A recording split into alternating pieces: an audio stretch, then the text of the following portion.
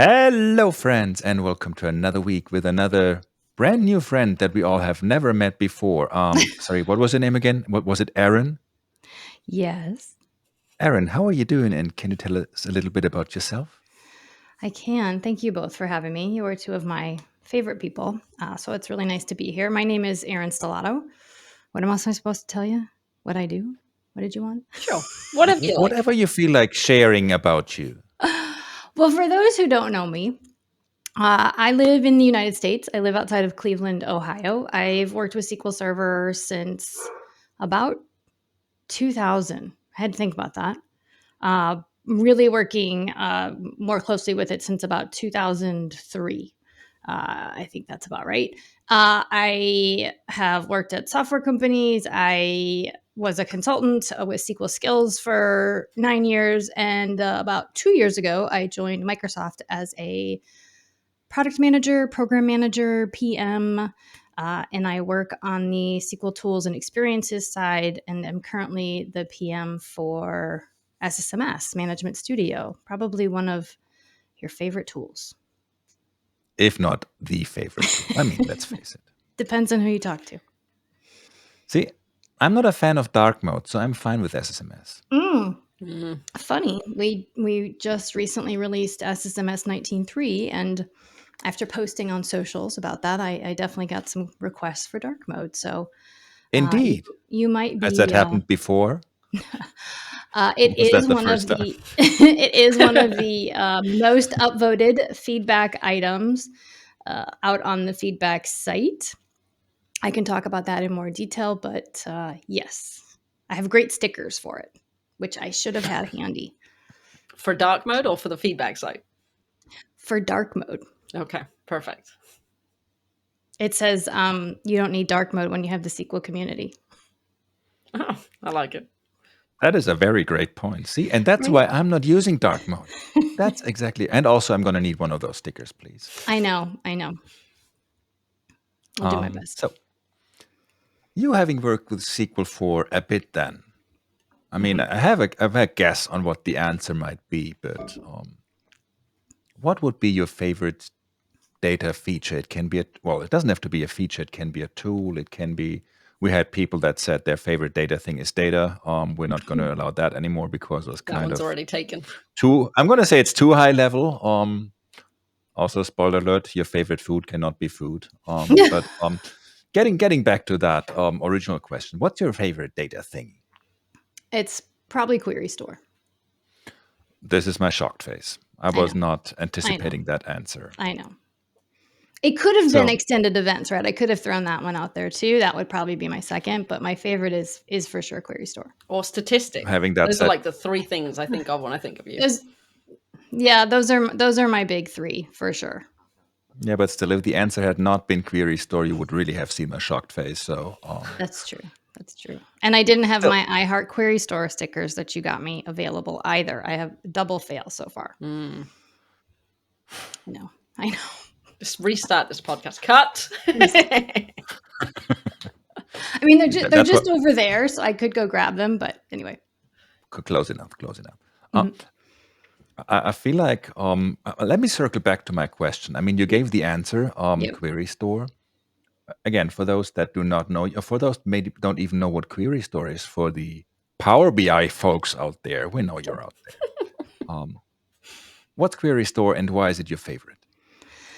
So Query Store is a feature within the engine, which was introduced back in SQL Server 2016. It was available in Azure SQL Database in 2015, actually. And the first time I learned about it was a session that Connor Cunningham did in 2014 at Past Summit. So it's been around for a long time. Connor did a great session last year at BITS, talking about kind of the history of Query Store, which was fascinating, and that's recorded and out online if you want to take a look at it. But what Query Store does is it's essentially it's billed as, or originally was marketed as, a flight data recorder for your database. So the queries that are executing against your database, and it's a per database setting, are captured in system tables within your user database. And then you can go back and look at those to understand what happened, what's been executing. It's talked about as a reactive tool, right? Like help me understand why a query suddenly tanked in terms of performance, or what's going on overall with my workloads, or what do the weights look like for queries because I'm having a problem. But it's also, I think, undervalued as a proactive tool but not a lot of us have time, but to go and look at query performance holistically for your database, right? What isn't performing well? What executes most frequently? What consumes the most memory? What consumes the most CPU or IO? Let me go mine all of the plans, because within Query Store, you get the query, you get the plan, and then you get execution statistics, right? Runtime stats. But let me go look at all those plans and mine them for anti-patterns, for implicit conversions, right? For clustered index scans, and proactively start to tune your queries, because as folks migrate to the cloud, resource use is money. And so when you optimize, right, you can help save money. So that's my quick spiel. That's a super awesome idea for using Query Store in a proactive way. I think I've always thought about it as like, go find problems rather than go mine all the plans for stuff that you could fix.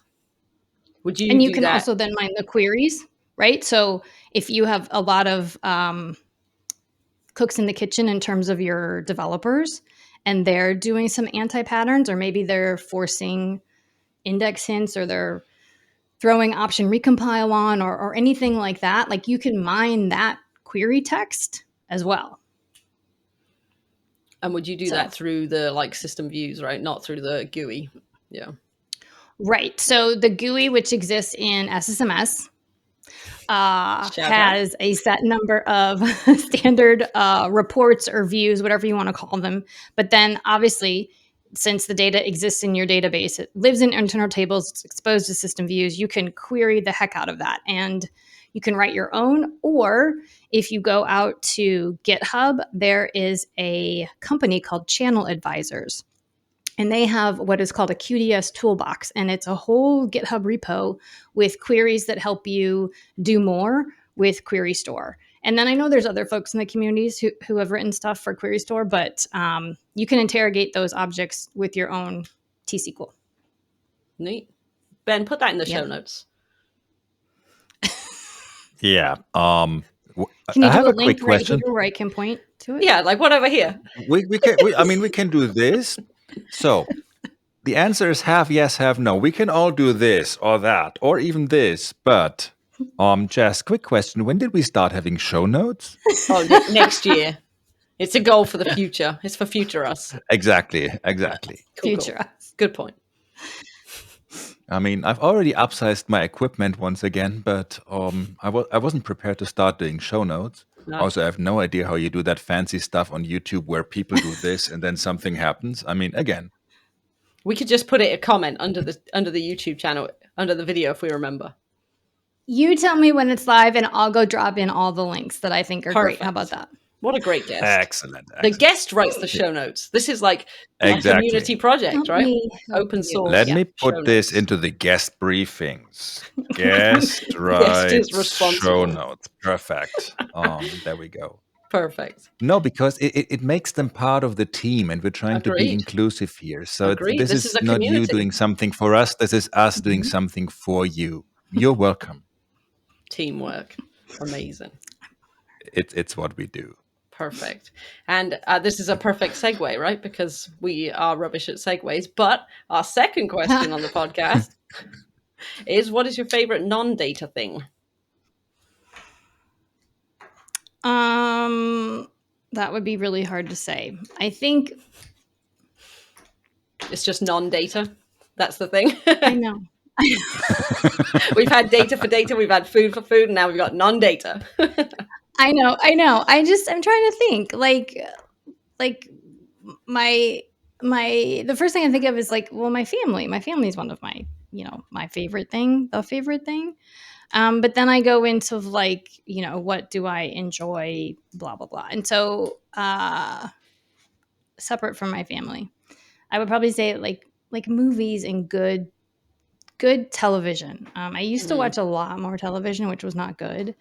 and movies. I don't have as much time anymore, and that's okay, right? I don't sit on the couch as much, but that is probably one of my favorite things to do to kind of decompress. And I don't consider myself like a I think I'm kind of a movie buff. I love quoting lines from certain movies that I've seen a bajillion times, and I will often have a movie on in the background while I'm working because it quiets this thread in my mind, particularly on days where I don't work out. Right, like it just kind of helps distract. So there's certain movies that I've probably seen 100 times, but I don't try to think ahead in a movie. Like I don't try to think, oh, that person is probably the bad person or the villain, or they're going to do Mm-hmm. this. Like I love being surprised, and it embarrasses my family horribly. If you saw Spider-Man: Homecoming, when Michael Keaton, when you discover that he's the bad guy and he's the one girl's mom, and I'm spoiler alert if you haven't seen it, and I I was go, going to say, if you have not seen Spoiler alert. sorry, if it. you haven't seen it, you're a little behind, but that's fine.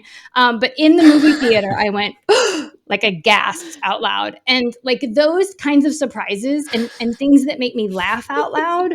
Those are my favorite. But I will also love a good cry movie. Like bring it.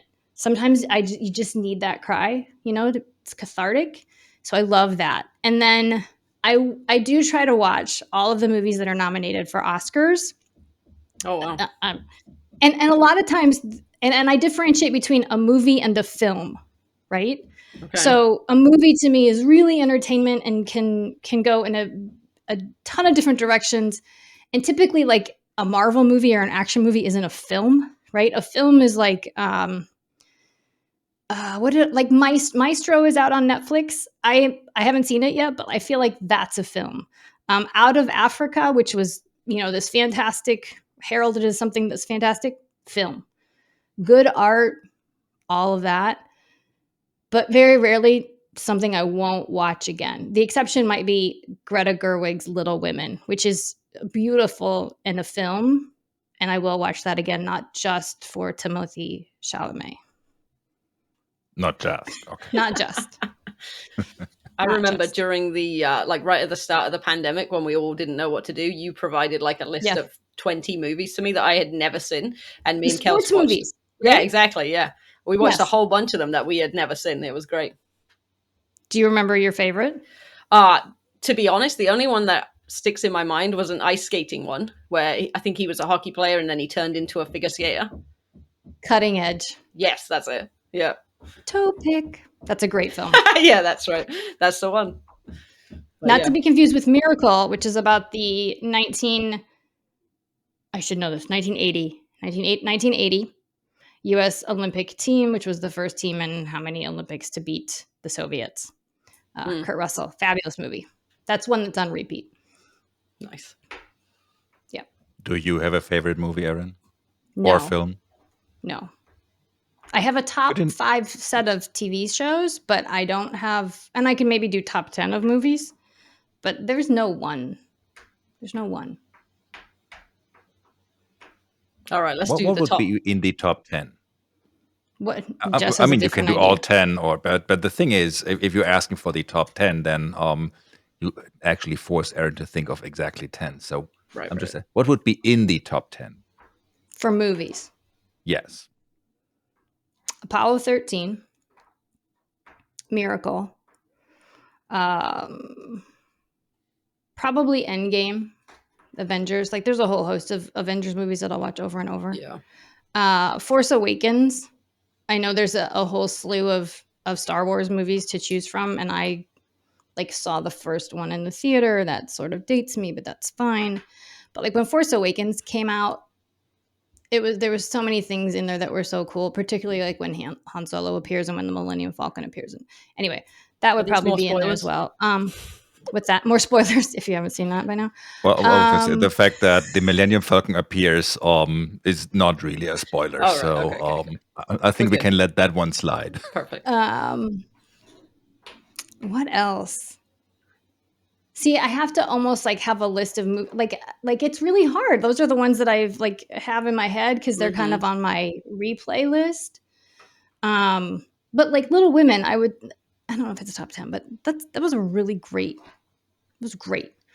Um, I have to think more. I have to pull up like IMDb and look at like best movies. I always forget Fair. which ones I like until they come up in conversation, and you're like, "Oh yeah, that's a great one." I mean, like I've been introducing my daughter to like good rom-coms. Like we watched like How to Lose a Guy in 10 Days and 10 Things I Hate About You and My Best Friend's Wedding, right? Like those are all like just fun movies that I'll watch over and over because they're good. The Wedding Singer. Mm-mm. That's a good one. Yeah. So, if you watch all these movies, even though not as much as you did in the past, as we've Yeah. learned, I mean, what goes with movies? Snacks. And by the way, Jess, Great we're not segue. horrible at segues. We are brilliant at segues. Just Amazing. for the record. It's a good one. Absolutely crushed it. Let me do this again, without any context at all. This episode will be the one with the pointy fingers. Crushed it. Our final question on the show is always, what is your favorite? And it doesn't have to be a snack. It doesn't have to be a movie suiting snack, but it can be, if that helps or not. What would be your favorite food? And we're mainly asking for the reason, at some point, unannounced, Jess and I will come by and kidnap you. It's not real kidnapping because usually people are more than happy to actually jump on our van or RV or whatever we will be driving at that point. But at some point, the kidnappers get hungry, and since we're busy driving down the road, the kidnappee will have time to make some food for us. That's you. So, what are we getting? We have to. I have to make the food. I mean, you can also tell us where to stop so we can get it. Okay. You're just in charge of us kind of getting that food. Okay. Food is like, I love food. I love really good food. I love going to the fancy, expensive restaurants, and I don't do this often. I've done this a few times where you get like 7 or 11 courses or whatever, and it's like, this much food. I just think that's so fun, and it's not anything I could ever do. I don't like cooking. My husband cooks. Thank you so much. I clean. I like to bake. That's about it. So I just love food in general. So that's not my answer, but I just have to preface it by saying it's really hard to pick one thing. So I pick a category first, which is dessert, because I love dessert. We've Like narrowed it down. It's the best. Narrowed it down to dessert. And in general, I would say of all the desserts, like I love chocolate, but there's a time for like a good vanilla or like an almond. There's this almond cupcake from this bakery that I love from Kelsey Elizabeth, Jess. And there's so much. There's so much. Lemon, like a lemon cake with a curd. Love it. But my probably the best dessert that I think I've ever had is, and I've had it twice, is from this restaurant in Seattle. I think I'm going to say this. Anyone who's French, I'm so sorry, or who speaks French, I'm so sorry. I think it's Le Pichet. It's down near the market in Seattle, and they have it's basically just a cup of chocolate, of liquid chocolate. There's a French name for that dessert. Again, I'm sorry if I'm offending anyone. And it's served in this mug, right? It's like this high, and they serve it with a giant dollop of whipped cream. And you basically scoop the whipped cream and you dip it into the chocolate and you eat it. And it's not too liquidy and it's not too thick like a pudding or a mousse. It is amazing. And I went there this past summit. Jess Schultz and I went because we'd been there before, and we're like, let's go have that again. And our meal was bread and cheese and the dessert. Yeah, that sounds and some good. wine. Right. It was perfect. We were going to order, and then we got through the cheese and we're like, let's just get dessert. We did. And like, we were raving about it to the waiter. And then they were like, do you want the recipe? And I'm like, no, that spoils it. Like it needs to be special. So I could get the recipe and make it for you, or we could just go in Seattle. We'll just go there. We'll go in It's Seattle. fine. That's fine. Yeah. Okay. That's perfect. Okay. Perfect. Also, for the record, I'm perfectly fine with just having bread and cheese as the starter and main course, and then Agreed. because I mean that we're gonna have some chocolate that has just the right consistency and texture, and some whipped cream with it. I'm done. And I guess I'm speaking for the both of us, Jess. Oh, I'm I in. think we're good with that. You had me at Cool. bread. You were going to say butter again, but I was going to say butter again, but I realized that didn't come up. But presumably there will be some butter near the bread, so I'll bring my own. There was butter. I think Great. a salted butter, right? Like a good Oh, salted butter, yeah, like the perfect. Irish butter. Mm. Yep. Yep. nice. It's one of There my you go. favorite foods. Butter. Spoiler alert for my episode: my favorite food is butter. Okay. Can I ask what you missed the most from the U.S.? Because Ooh. I know a few things Yeah. that you missed. So there is a small family restaurant in Wadsworth. They have one in the Valley too, called Valley Cafe, and they make the best breakfasts. And we would go there like pretty much every Saturday, maybe some Sundays, maybe some Mondays. But I missed that restaurant. And the other thing I really miss is Swenson's. Have you ever had that? Really? Yeah, absolutely love it. It's, for those that don't know, it's like an amazing American invention where you just drive your car next to the restaurant and then someone runs out and asks what you want and you don't have to get out of the car. They just serve you from the window. And then you get onion rings and burgers and milkshakes just in your car. You don't have to get out. So kind of like a car movie theater combined with a drive-through. Yep, but you don't drive through. You just park in a spot and they run to you. Yeah, It's great. that's why I was pairing it with the movie theater, because you also don't just drive. I mean, you can probably just drive through the theater, but then you're kind of missing the movie. So to be fair, they have drive-in movies too, where you just drive in and watch it from your car. There's one nearby, right? But bringing the food to your car and you not even have to get out, it's the epitome of American laziness, right? Yeah, but to be fair, the burgers are really glad good, you're the one and who the said onion rings that. and milkshakes are really good. So I would go there if thank I God had it's to not get some out heavy too. fatty food. Then your car just smells like Swenson's for a week too.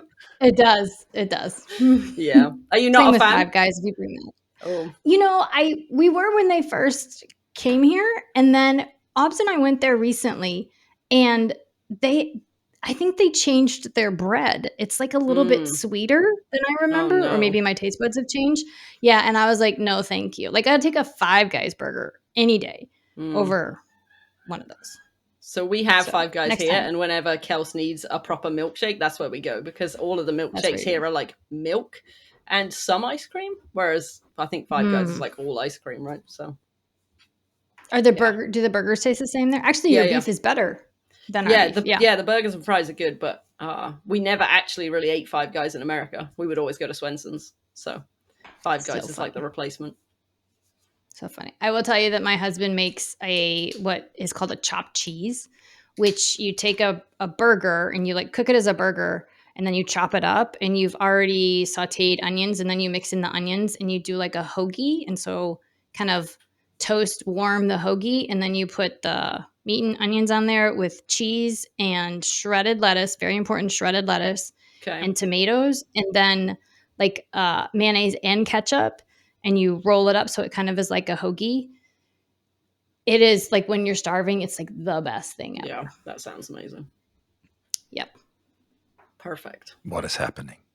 We've got I can talk about food for a long time. I can talk about movies for a long time. We did neither of you were there, I don't think. Andy Mallon, Burt Wagner, I think Drew was also with us.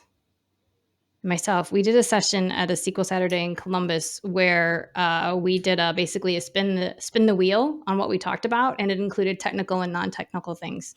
And mine was awesome. Desserts. Yep. Perfect. All right, Ben. Segue us to the end before we break the record. Yeah, I have no idea how I'm going to do that, because I would really love to keep talking about food, delicious food, and data and all that, and just keep talking to both of you. But we are unfortunately at time. So, Erin, also that exactly. Thank you so much for joining us. This was fun. Thank you Jess. Thank you, everyone, for watching. And we see you all next week with another new friend. Bye. Thanks all. Bye.